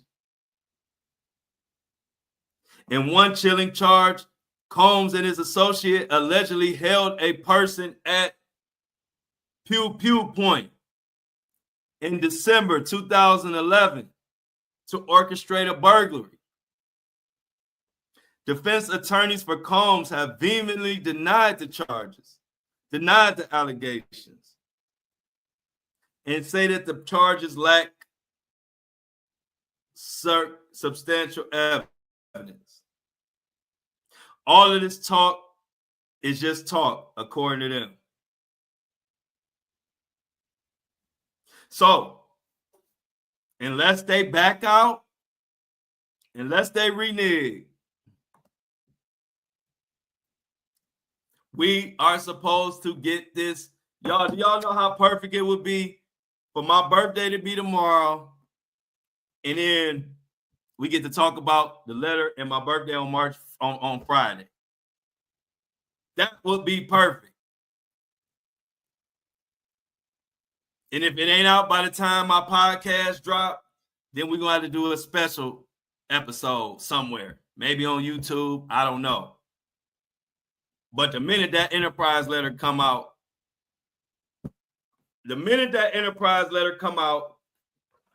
I'm bringing this out. So I'm just sitting back waiting, because as soon as he dropped that enterprise letter, y'all ain't got to worry. I'm bringing this out immediately. because it's gonna get ugly. Yeah, like Shauna said, I can't wait, and they better not do what they did with Epstein. The only thing that's scaring me is they ain't nobody said nothing yet, y'all. Ain't nobody said nothing yet. And that's what's got me concerned. Because, like, what they should be, like, saying, hey, Friday is coming. They ain't saying nothing, but we'll see. I ain't going to be a negative Nancy. But we'll see. Thank you, Alexandra. Sorry, Alexandra. Thank you for the birthday wishes. The merch store drops tonight at midnight if I'm up. If not, it might be 4 a.m., but I'm going to try my best. Maybe I can. You know what? I can take Shan to make the announcement. Shan will be up. Shan be up late. So I'm going to tell Shan that she's going to need to make the announcement that the website is live at midnight tonight so we can perk the merch. Y'all been telling me, oh, shoot, okay. Look, Michelle, come on now. How can I not love Michelle? Michelle's been very supportive emotionally, financially, whatever. And I think she probably one of the first people to order something. So thank you, Michelle. I greatly appreciate it. It's what I work hard for. I'm up at 4 a.m. every day because I want to get the best product I can. I want to be dependable. I want to let y'all know every time we look around 7:30 in the morning, I'm there. The Flow Show No Filter is the only thing they can't take away from me. They can take my TikTok page. I'm about to do some preaching. They could take my TikTok page. They could take my Facebook page. They could take my Instagram page.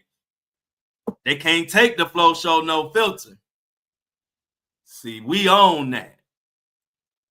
And as long as you subscribing and rocking to me, I don't care what happened. We're going to stay close, thick as thieves. So if you want to know what means something to me, it's the Flow Show No Filter and the whole community that makes it go. Everything else is extra. Me and my best friend was talking yesterday. You gotta know. Hey, look, one important character trait is you gotta know what the main thing is. You can't never lose track of what your main thing is. And I'm talking about y'all. In life, sometimes stuff will take us this way, take us that way, take us mentally off of our grind. No. Always know where your bread is buttered. And so, for those that want to know what mean the world to me, it's the Flow Show No Filter and my community and my subscribers. That's what mean the world to me. I appreciate Instagram and all my followers. I appreciate Facebook and all my followers. I appreciate YouTube and all my subscribers on YouTube. But they can take all that away from me right now. But they can't take away the Flow Show No Filter. And they can't take away my community and my subscribers. So that's what makes me happy. So it's no confusion. Oh, yeah, the Flow. Oh, I can't. This is my favorite. And I'm glad you brought this up, Michelle. Flow Show on the Go. I think that was a name. I don't know if Michelle, let me know if I'm wrong, but I think, Michelle, you were around. If you were around when we named the show, the Flow Show No Filter, one of the names that was tossed around back there was Flow on the Go or Go with the Flow or the Flow Show on the Go, all of that. And I told everybody then, as we build up this podcast, when it take it on the road, that's going to be my funnest, the most fun part of the whole movement. And this summer, we will be on the road, on the go. So I'm glad you even brought that up, but that is the portion of this whole journey that I'm looking forward to the most, is hitting the road. And I'm hitting the road this summer, for sure. I'm going to Detroit, Cleveland, Columbus. Those is where I know for sure. But I'm going to hit everywhere. But I know I have to hit Detroit. I have to hit Cleveland. I have to hit Columbus. And then we'll go from there. But we got Flow Show No Filter people in damn near every city. So don't be mad if I didn't say your city right now, because I'm hitting them all. I just know I have to go to Detroit, I have to go to Cleveland, and I have to go to Columbus. But I'm going everywhere. Okay, so you remember, Michelle. So you understand. See, my day ones know that whatever we say, we mean it. And I told y'all before we even launched this podcast, when y'all was talking about when we had somebody said go with the flow or whatever that name, I told y'all then, I said, we're going to save that name. And when we hit the road after this podcast, get off the ground, we hit the road, we're going to be calling it Flow on the Go. We said this before the first episode of Flow Show No Filter even dropped. Who would have ever thought that it would have took off so fast? I didn't know. I had no clue it would take off that fast. I was just doing it because that's what y'all asked me to do. So it's just good to see things play out, and your real people who are with you there from the start can see that you stick to your word. Like I stick to my word. I told y'all we was gonna do Flow on the Go once it got going. And damn it, this summer we will be on the go. Yeah, that's what it was. That's what it was. It was Flow on the Go. And that is coming soon. That is coming soon. I'm excited. I love to travel. If you know me, you know that's my favorite thing to do. Right now, I'm working so hard. I don't like traveling when I got a lot of work to do or a lot of building to do. But once the building is over and everything and the foundation is strong and everything is ready to go, then it's time to hit the road. And guess what? It looked like our timing gonna be like right around Diddy trial is when I'm gonna be hitting the road, which is gonna be the perfect time to do it. Actually, that's gonna be the perfect time to do it. Is when Diddy on trial and I'm popping up in the city near you, because you know I gotta go to New York. Told you my plug got all access to the Diddy trial. So if you want to get access inside the courtroom to know what's going on the second it happened, make sure you subscribe. My plug that got me together for the Diddy trial, we go back 20 years. So it's all love. He know my mama. He know my daddy. He know I don't know if he know my son. He might not know my son. My son was not around. My son was a little bitty baby when I was running around with Floyd, and I ain't let a lot of people around my son. So he might not know my son, but he know my mama. He know my daddy. And because of him, I'll be looking at Diddy, the back of Diddy's head in the courtroom, taking notes for my subscribers. So I'm very, very excited about that. If you ain't subscribed, subscribe now. Because by the time I take that trip to New York and do all that with all the attention that's going to be on there, that subscription buy-in going to be a little bit higher in April and May. So I encourage everybody to get your subscription now. Even if you got to get a $3 subscription, whatever. Get it now so you locked in. Like y'all know, I always want to take care of my day ones. Let you know what's going on. But yeah, we got access, baby. We got all access to Mohawk Diddy. Oh, birthday in June. Okay. Oh, that's perfect timing. Perfect timing. I might be around. I might pop up around Michelle's B-Day in that city. That might be perfect timing. I can get Cleveland, Columbus, and some of the other cities out the way first. And next thing I know, I'm coming to where Michelle at. Coming to where Lauren at. I'm coming to where Shauna at. Jennifer. Everybody.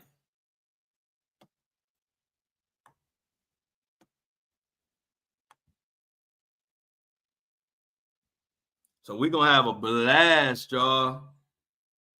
Looking forward to it. What else we got going on? All right. So Lauren say, hey, look, Detroit in June sounds perfect to Lauren. Michelle said that sound good too. So I'm thinking, let me put this in my notes now. You know, when you get older, you gotta take notes. You gotta take notes about everything.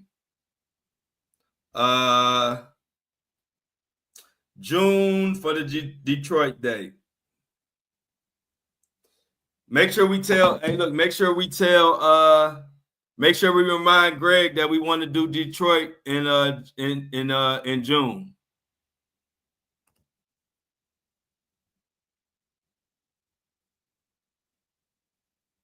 All right, thanks for letting me know, Lauren. We don't want you to miss out, Lauren. So we're gonna definitely be mindful of your date for the Detroit, since it's a lot of y'all there. But make sure y'all let Greg know, because Greg is gonna be putting all the logistics together. Yeah, I'm with you on that, Patricia. That's a good statement. Patricia said maybe by then they'll get this airplane crap straight. You know I'm right with you on that, because I don't want to be on the plane nervous. I don't want to be on the plane nervous, shaking and thinking and wondering what's going on. So definitely Juneteenth. Okay, so Michelle's birthday is Juneteenth. Okay. That's a nice weekend. I can't wait. Y'all know I'm gonna come up with some nice Juneteenth merch. But yeah, I am going to get out some of the yeah, for real, Patricia, for real, bro. Because I would hate yeah. I'm definitely taking your advice for sure. I appreciate it. Yeah, she said you're gonna have many prayers for me. I appreciate that. And I probably, since Detroit is so close to Cleveland, I'll probably have my son. I have my son come with me to the Detroit weekend. And it'll probably be after, since it probably be closer to Juneteenth, after Lauren's wedding engagement thing, because my son graduates, I believe it's early in June. So I'll probably schedule the Cleveland event to be in Cleveland around the time of my son's graduation. And then the 14th is so it'll probably be more closer to Juneteenth. So, but make sure y'all keep in contact. Okay. All right, cool. Y'all know I'll be having a lot on my plate, so make sure y'all let Greg know as well of the dates that we thinking about for June. Because since there's so many of y'all out there, I want to make sure everybody is good for that weekend that we choose. And Greg is going to be the one mapping it all out. I'm going to put everything else together, but Greg going to map out the dates and the times and all of that, and help with the venue and picking out the venue and all of that. So make sure, send some messages to Greg too, as far as cities that you might want me to come to. And also, not only cities, but also like dates. So it sounds like everybody thinking that 20th to the 22nd. So we're going to let Greg know. If I forget, make sure y'all let Greg know that we pretty much have decided on the weekend of the 20th for Detroit. And I'm just letting y'all know so y'all can let him know and let Shan know.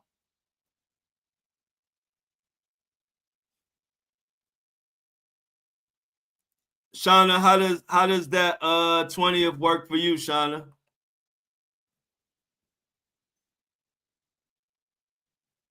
Once Shauna give us her answer, then I'm gonna go ahead and get out of here. Shauna, how does the 20th work if you're still in here?